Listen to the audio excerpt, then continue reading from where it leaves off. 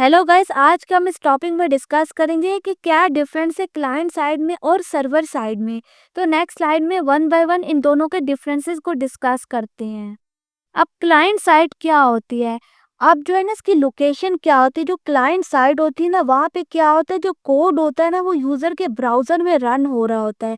मतलब कि आपने भी देखा होगा बहुत बार, जो है ना, आपने एचटीएमएल और सीएसएस और जावास्क्रिप्ट के थ्रू कोडिंग की होगी, तो क्या होता है, वो आपके ब्राउज़र में ही रन हो रहा होता है। उसकी लोकेशन आपका ब्राउज़र ही होता है। अब इसका पर्पस क्या है? क्या होता है, ये ना प्रेजेंटेशन को हैंडल करती है और इंटरेक्शन जो है ना, वो वेबसाइट उसको हैंडल करती है। मतलब कि क्या होता है, यहाँ पे जो है ना एचटीएमएल सीएसएस और जावास्क्रिप्ट के थ्रू जो है ना वो कोडिंग की जाती है। तो क्या होता है, उसके अंदर जो है ना प्रेजेंटेशन किस तरीके से वेबसाइट की होगी वो डिफाइन किया जाता है, या किस तरीके से वेबसाइट जो है ना वो इंटरेक्ट करेगी। मतलब कि जावास्क्रिप्ट के थ्रू जो है ना उसकी क्या फंक्शनैलिटी होगी। तो यहाँ पे ये देखा जाता है। अगर टेक्नोलॉजीज़ की बात की जाए तो यहाँ पे एचटीएमएल सीएसएस और जावास्क्रिप्ट का जो है ना इस्तेमाल किया जाता है, ताकि जो है ना वेबसाइट की प्रेजेंटेशन को जो है ना देखा जा सके, या उसका जो है ना इंटरेक्शन किस तरीके से वो बिहेव करेगी उसको देखा जा सके। अब इसकी एग्जांपल क्या है? Clicking a button to change the text on the screen. मतलब कि आप जो है ना बटन पे क्लिक करो तो उससे क्या, उससे जो है ना टेक्स्ट चेंज हो जाए आपकी ही स्क्रीन पे। मतलब कि क्या होता है, आप जो बटन बनाओगे वो एचटीएमएल और सीएसएस के थ्रू ही बनाओगे ना। लेकिन अगर जो है ना आपने इसके अंदर इंटरेक्टिविटी लानी हो तो वो आप जावास्क्रिप्ट के थ्रू लाते हो। तो मिसाल लेते हैं, यहाँ पे वो कह रहे हैं कि अगर आप बटन के ऊपर क्लिक करो तो उससे क्या, उससे जो है ना बटन का टेक्स्ट चेंज हो जाए आप ही के जो है ना स्क्रीन पे। मतलब कि उसी ब्राउजर में जिस पे आप काम कर रहे हो, अगर आप इसके ऊपर बटन के ऊपर क्लिक करो तो उससे क्या, उससे जो है ना टेक्स्ट चेंज हो जाए आपकी स्क्रीन पे। अब इसका सेकंड पॉइंट है validating a form before submission. मतलब कि आपकी जो है ना ब्राउज़र पे वो जो है ना फॉर्म को वैलिडेट करे बिफोर सबमिशन। मतलब कि आप जो है ना सर्वर पे सबमिट करो उससे पहले जो है ना ब्राउज़र पे ही बहुत सारी जो है ना फॉर्म की चीज़ों को चेक कर लिया जाए, उसको वैलिडेट कर लिया जाए आप ही की जो है ना वेब ब्राउज़र पे, ताकि जो है ना आप जो है ना सर्वर पे अगर उसको सबमिट करो तो उसके अंदर जो है ना एरर के चांसेस कम हों। अब इसका थर्ड पॉइंट है रेंडरिंग का रिस्पॉन्सिव डिज़ाइन लेआउट। मतलब कि क्या होता है, इससे क्या होता है, आप जो है ना एक रिस्पॉन्सिव डिज़ाइन लेआउट को भी रेंडर करते हो अपने ब्राउज़र पे। मतलब कि आपने जो है ना एचटीएमएल सीएसएस और जावास्क्रिप्ट के थ्रू कोडिंग की, तो क्या होगा, वो आपके ब्राउज़र पे रन तो होती है। तो यहाँ पे ये कहा जा रहा है कि ये जो है ना रेंडर करे रिस्पॉन्सिव डिज़ाइन लेआउट को आप ही के ब्राउज़र पे। अब सर्वर साइड क्या होती है, इसकी जो लोकेशन है ना, ये क्या करता है, ये ना कोड को रन करता है वेब सर्वर के ऊपर। जो क्लाइंट साइड होता है ना वो तो ब्राउजर के ऊपर रन करता है, लेकिन जो सर्वर साइड होता है ना उसकी जो लोकेशन होती है ना कोड को रन करने की, वो वेब सर्वर पे होती है। अब सर्वर साइड पे कोड रन करने का पर्पस क्या है? बिकॉज क्या होता है, ये ना डेटा स्टोरेज को हैंडल करता है, प्रोसेसिंग करता है और लॉजिक को भी जो है ना चेक कर रहा होता है।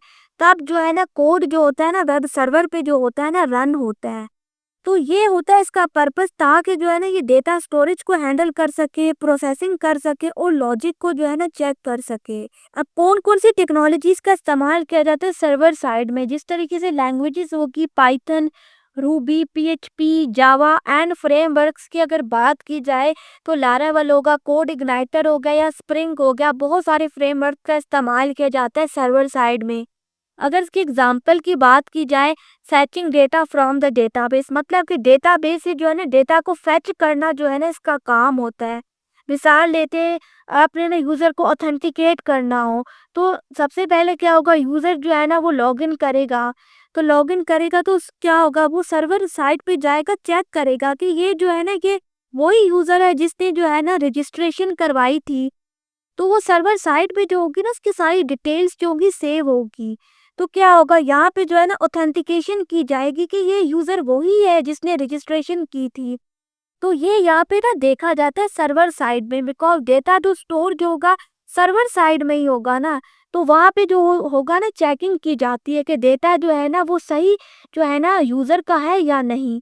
अब जो इसका थर्ड पॉइंट है वो sending an email after form submission, मतलब कि एक दफ़ा फॉर्म सबमिट हो जाता है तो आपके पास जो है ना ईमेल आती है ना, वो कैसे आती है, वो जब सर्वर पे जो होगा ना आपकी सारी डिटेल्स चली जाएंगी, उसके बाद क्या होगा आपको जो है ना ईमेल आएगी, वहाँ पे जो है ना ये फंक्शनैलिटी ऐड की जाती है कि सारी जो होगी ना डिटेल्स फॉर्म की अगर आ जाए सर्वर साइड पे तो यूज़र को जो है ना एक ईमेल भेजो, उसको नोटिफ़ाई करो कि आपकी जो है ना हमने डिटेल सारी ले ली है, जिस तरीके से आपको नोटिफ़िकेशन आता है।